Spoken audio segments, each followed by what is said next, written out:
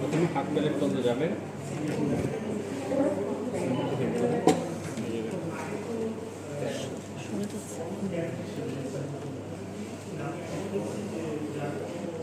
আরেকটু ভিতরে ঢুকে হাত প্লেট যখন সফট পাওয়া যাবে তখনই ঘুরে যখন সফট বোঝা যাবে যে শক্ত না তখন ঘুরে আপ অ্যান্ড ডাউন 180। ওকে, মেজারমেন্টটা কিভাবে করবেন? অ্যাঙ্গেল অফ দ্য ম্যান্ডিবল পর্যন্ত দেখেন অ্যাঙ্গেল অফ জো এইভাবে মাউথ থেকে অ্যাঙ্গেল অফ দ্য মেন্ডিবল পর্যন্ত। আচ্ছা, এবার ইন্টিগ্রেশন দেখেন। আগে খুলেন, এটাই পারবে না, এটা তো আগে খুলেন। হ্যাঁ, এবার বাম হাতে নেন প্লেট, হ্যাঁ ডান হাতে নেন হ্যান্ডেল। এবার হচ্ছে অবলিক আকারে আগে ক্লিক করেন, অবলিক করে, হ্যাঁ ক্লিক, হ্যাঁ। এবার হচ্ছে থাম দিয়ে থামটা এখানে প্লেস করবেন, তাহলে খুব সুন্দরভাবে আপনার কোনো ইনজুরি হবেন না। হ্যাঁ, গুড। এবার লেফট হ্যান্ডে নেন,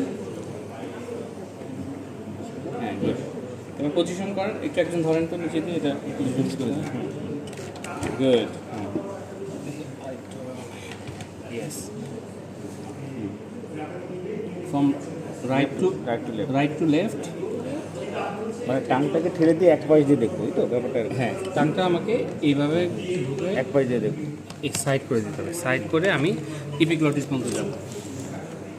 আর একটু নিচে আনেন, তাহলে আপনি ধরতে সুবিধা হবে। এই হাতটা একটু নিচে, হ্যাঁ একদম, হ্যাঁ।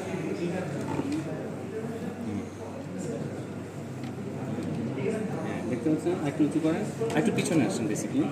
পিছনে। হ্যাঁ, এইবার প্রেশার দেন, আর প্রেশার, এই তো দেখতে পাচ্ছেন ভোকাল কর্ড। হ্যাঁ আচ্ছা, এখন হচ্ছে আপনি হ্যাঁ টিউবটা দেন।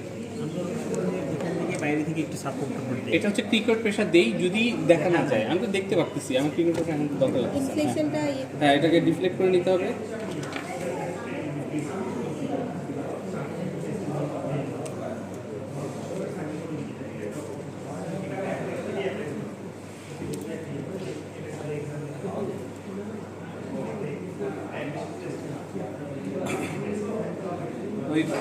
ওই ভোগা করতে মাস্কটাকে আপনাকে ইন্ট্রোডিউস করতে হবে।